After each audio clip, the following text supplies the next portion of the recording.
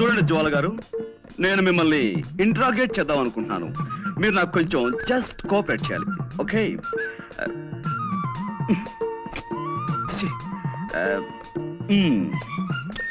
Welcome miss Jwala. I want interrogate you. You just cooperate with us, okay? This is fantastic.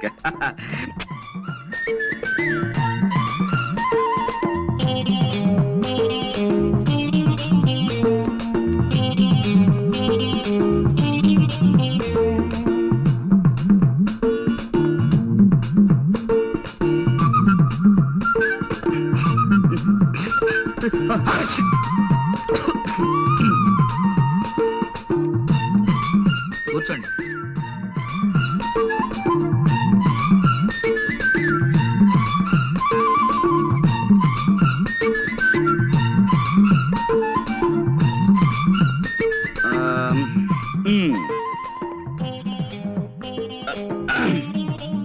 Welcome, Miss Jwala. I want to interrogate you. You just cooperate with us. This is lovely, fantastic. Yes, take your seat.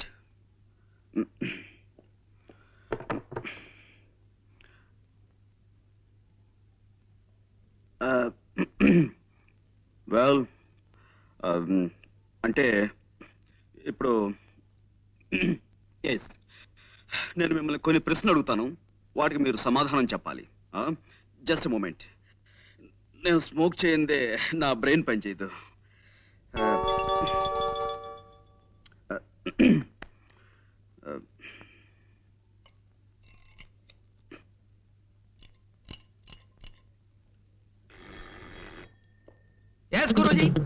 C mister Ganapathi, నువ్వు కిందకి వెళ్ళి ఓ 555 cigarette packet and 2 coffee పట్టురా. నువ్వు వెళ్ళి పట్టుకురా. ఎలా పట్టుకురామంటారండి? కింద హోటల్ వాడికి, కిల్లి కొట్టు వాడికి ఇప్పటికే బోల్డ్ అంత బాకీ పడిపోయాం. ఇప్పుడు మనం కింద కనబడితే కొడతారు. ఓకే, అసలు నేను ఎవరన్నారు ఇక్కడికి? మేము చాలా సీరియస్ గా మాట్లాడుకున్నాం. You please get out. Yes Guruji. మరి కాఫీ? వద్దు వద్దు వద్దు వద్దు వద్దు వద్దు. జ్వాల గారు, అసలు కాఫీ తాగటం ఆరోగ్యానికి మంచిది కాదు, అలాగే సిగరెట్ స్మోకింగ్ కూడాను. అందుకే వెల్ మిస్ జ్వాల, ఈ కేసుకు సంబంధించిన ఫైల్ నేను తయారు చేసి బీరువాలో దాచాను. అసలు ఎలాంటి సమస్యలున్న ఫైల్ అయినా సరే నేను బీరువాలో దాస్తుంటాను. దానికి సంబంధించిన కీ ఇదిగో నా దగ్గర ఎప్పుడు భద్రంగా ఉంటుంది.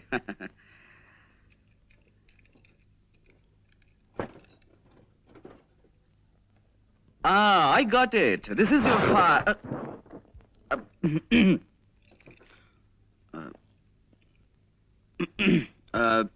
Well, Miss Jwala, మీరు మామూలుగా ఫోన్ చూడడానికి ఆ బంగ్లాలోకి వెళ్ళారు. వెళ్ళగానే లోపలంతా చీకటిగా ఉంది. మీరు అలవాటు ప్రకారం ఫోన్ దగ్గరికి వెళ్ళారు, రిసీవర్ చేతిలోకి తీసుకున్నారు. ఆ తర్వాత పని మనిషి వచ్చి లైట్ వేసింది. అప్పుడు మీ చేతిలో ఉన్నది రిసీవర్ కాదు, revolver. Am I correct?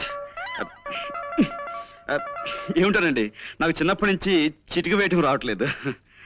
Revolver చూసి కంగారు పడ్డాను. ఎదురుగా శవం ఉంది. ఈ లోపు పని మనిషి పెద్దగా అరిచింది. నేను మరింత కంగారు పడ్డాను. ఇంతలో పక్కింటి వాళ్ళు వచ్చారు. కాసేపాకి పోలీసులు వచ్చారు. బట్ ఏమైనా మీ విషయంలో నేను చాలా చాలా బాధపడుతున్నాను Jwala garu. I pity you. No, no, no. Control yourself. No, no, you shouldn't cry. నలుగురిలో తలెత్తుకోలేకపోతున్నాను. So what? ఎలాగైనా నన్ను ఈ కేసు నుంచి బయటపడేయండి ప్లీజ్, ప్లీజ్. I'm sorry అండి. No. It's all right. I'm sorry. మా టైలర్ మరి బాగా కుట్టాలని గట్టి దారంతో కుట్టాడు. అదే ఇట్స్ ఆల్ రైట్. ఏమైనా జ్వాల గారు, ఈ కేసులో నేను చాలా బలంగా చేతులు పెట్టాలని. కూర్చోండి. ఒరే పొరపాటున బుద్ధి గడ్డి తిని నేను ఈ ఐస్ క్రీమ్ వ్యాపారం పెట్టాను రా బకాసురా. అంగట్లో అమ్మేవి తక్కువ, నీ అంగిట్లో దూరేవి ఎక్కువ అయిపోయాయి. ఎన్నవి చాలు, ఇకనైనా నన్ను కనికరించి ఆ వీరమింగుడు ఆపరా సుపుత్ర. అసలు తప్పు నాదిలే. నీ కొరుకుడు పడని ఏ ఇనప సామాన్లు కొట్టో ఏ టైర్లు కొట్టో పెట్టుండాల్సింది. టైర్లు కొట్టు పెడితే ఒక్కొక్క టైర్ అమ్ముకుని ఐస్ క్రీమ్ కొనుక్కొని తింటాను నాన్న. రామా రామా, పొద్దున్నే ఇంట్లో 16 దోశలు తిన్నావు. 18.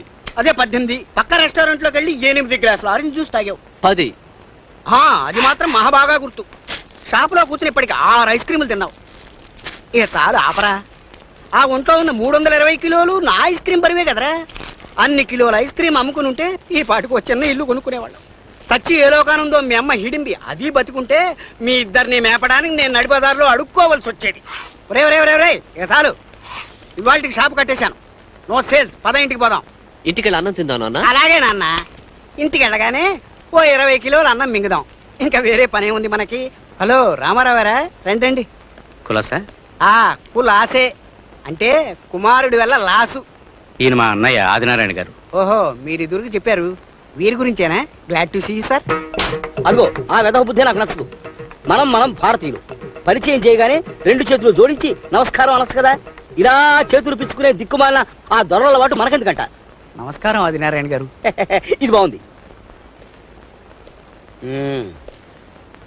వ్యాపారం బాగుందా? వాడు నా కొడుకు ఆదినారాయణ గారు. సైజ్ చూశారు కదా. అంచేత మేము ఐస్ క్రీములు అమ్మడం కంటే స్వయంగా తయారు చేసుకుని మేమే మింగేస్తుంటాం అన్నమాట. అది మా వ్యాపారం.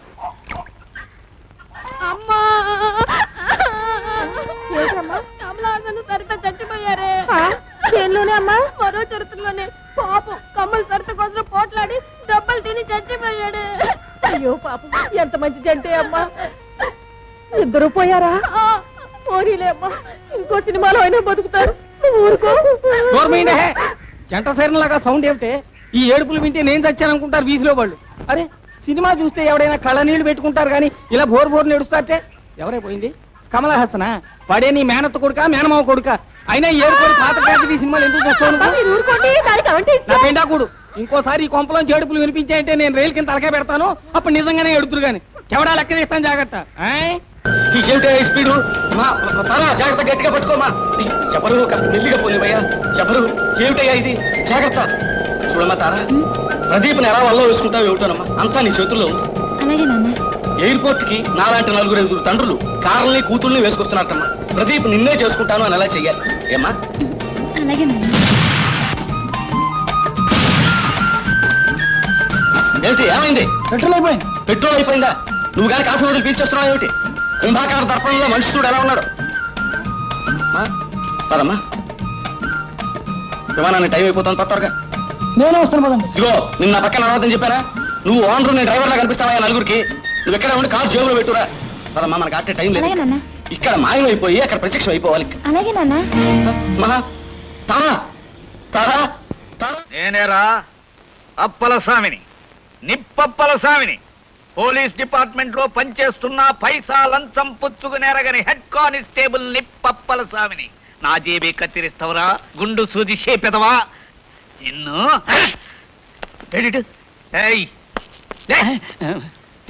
అయ్య బాబాయ్ బాబు, తప్పైపోయింది బాబు, క్షమించండి. బస్సులో నిగనిగలాడే తమ గుండు చూసి ఎవరో తిరుపతి భక్తులని బెంపడ్డాను బాబు. ఇంకోసారి సౌకర్యం చేద్దామని కత్తిరేశా.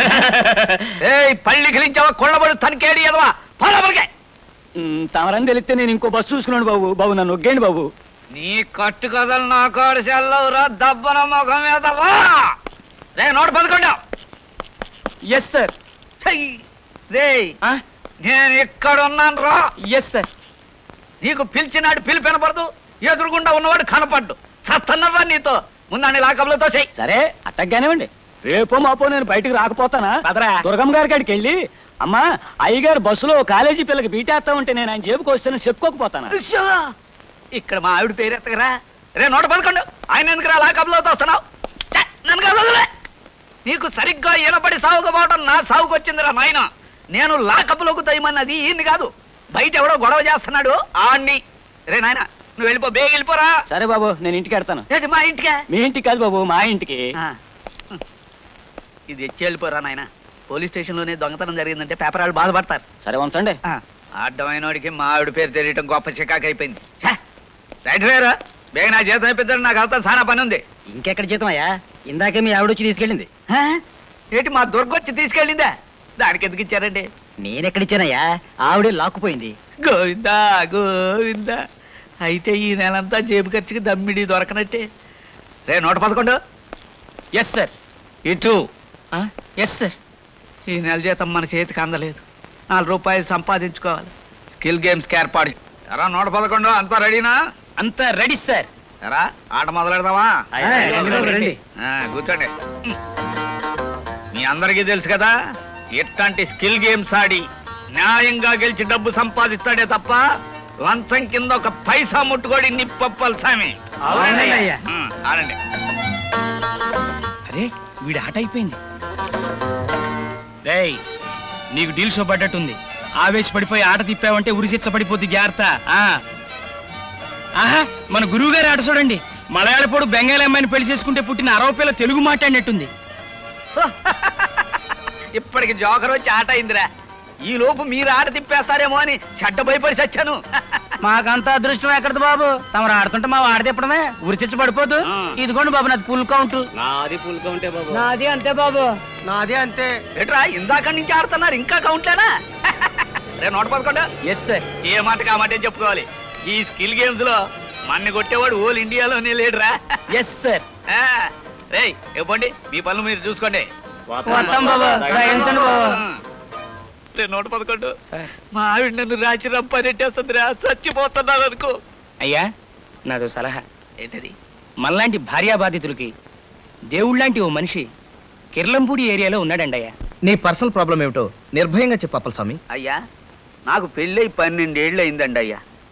మా ఆవిడ నాకు మొగుడో, నేను ఆవిడికి మొగుడో ఈ రోజుకి తెలియడం లేదండి అయ్యా. ఈ ఎడ్డు నిప్పప్పల స్వామి ఓల్ ప్రపంచకాన్ని గడగడలాడిస్తే ఈ అప్పల స్వామిని ఇంట్లో మా ఆవిడ దడదడలాడిచ్చేస్తుందండి అయ్యా.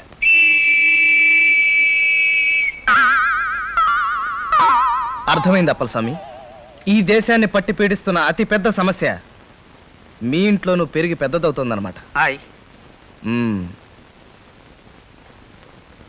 ఇదిగో ఈ లేహ్యం తీసుకో. ఏం చేయమంటారండి అయ్యా? గుండుకు పూసుకోవయ్యా. ఏం ప్రశ్న అది? లేహ్యాన్ని ఏం చేస్తారు? గుండుకు పూసుకుంటారండి అయ్యా.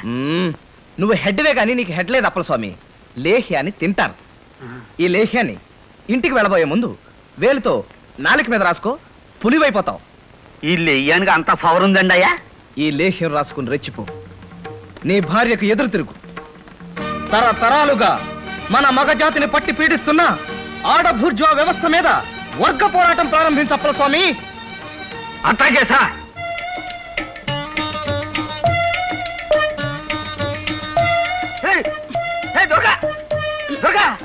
ఏంటైంది?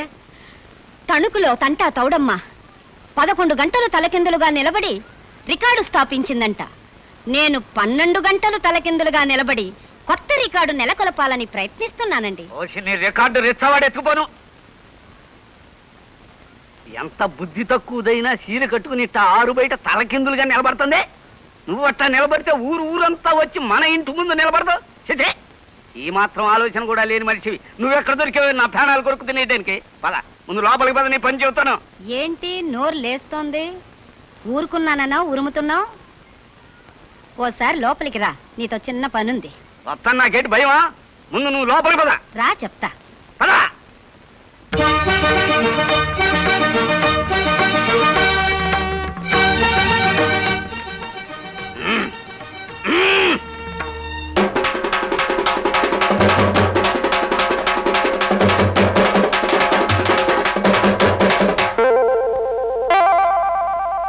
నిజమే, రికార్డులు స్థాపించడం అంటే మరి గొప్పే కదా.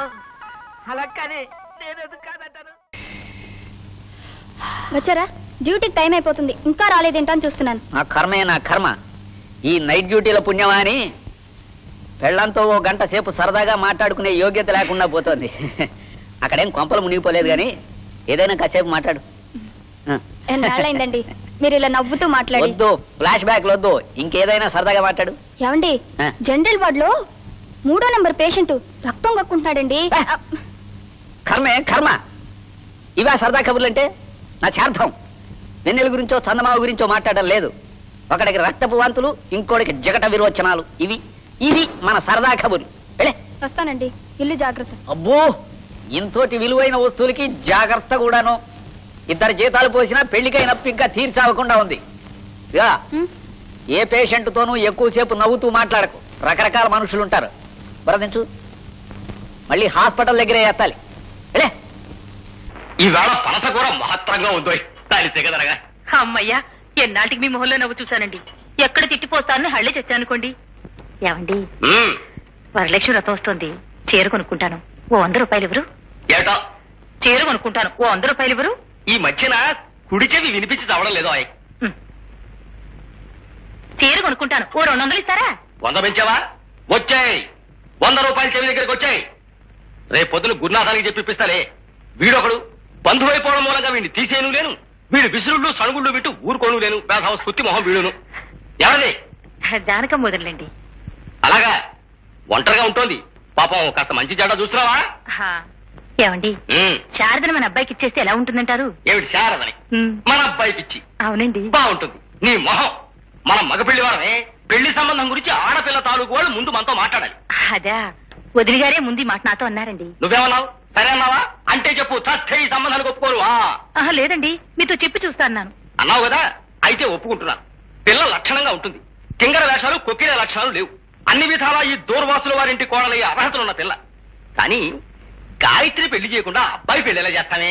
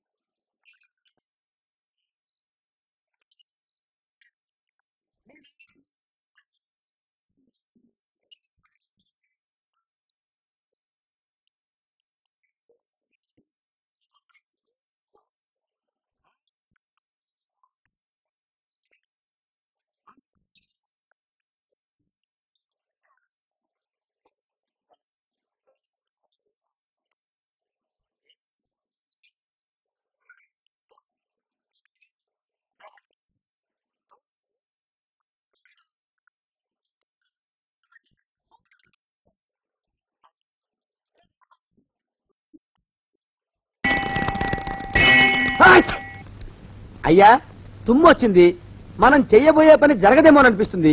4 రోజులు అవుదామా? వెనక తుమ్ము ముందుకు మంచిది, నోరు మూసుకోబడండు, లేకపోతే అధిక మాసాల వడ్డీ కూడా కడతా. హక్కు పచ్చిన ధవాని నడా.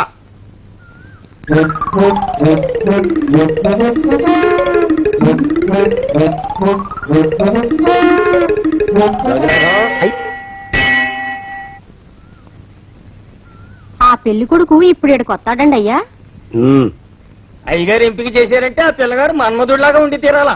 మన్మధుడు లాగా ఉంటావేమిటి? ఆయన మన్మధుడి మరో అవతారం. ఆ బాబు అమ్మాయి గారు కూడా నచ్చాలి కదండి అయ్యా. నచ్చి తీరతాడు. ఇంకా ఎవరైనా మాట్లాడారంటే చంపి పాతరేస్తాను. ప్రభా, గుడి చుట్టూ 3 ప్రదక్షిణాలు చెయ్యి. 3వ ప్రదక్షిణ పూర్తి కాగానే కళ్ళు మూసుకుని దేవుడికి దండం పెట్టి నెమ్మదిగా కళ్ళు తెరుగు. నీ పక్కన నిలబడి ఉండే మనిషే నీకు దేవుడిచ్చిన భర్త. ఆయన కాళ్ళకి నమస్కరించు. అలాగే బావగారు.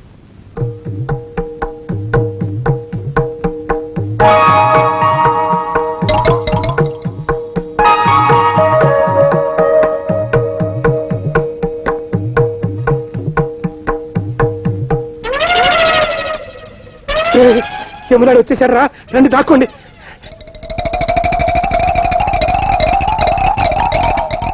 ఆ పెంటముడా కొడుకు మా బావ శానయ్య ఈ ఊళ్ళోనే ఉంటున్నట్టుగా ఎవరో చెప్పారు. ఆ మాట నిజమై వాడు త్వరలోనే మాకు ఎదురయ్యేలా ఆశీర్వదించు స్వామి. మా అన్నయ్య ఆస్తంతా మా పేరున రాసేసి ఏ కారు ప్రమాదంలోనూ గుట్టుక్కుమనేలా దీవించు స్వామి.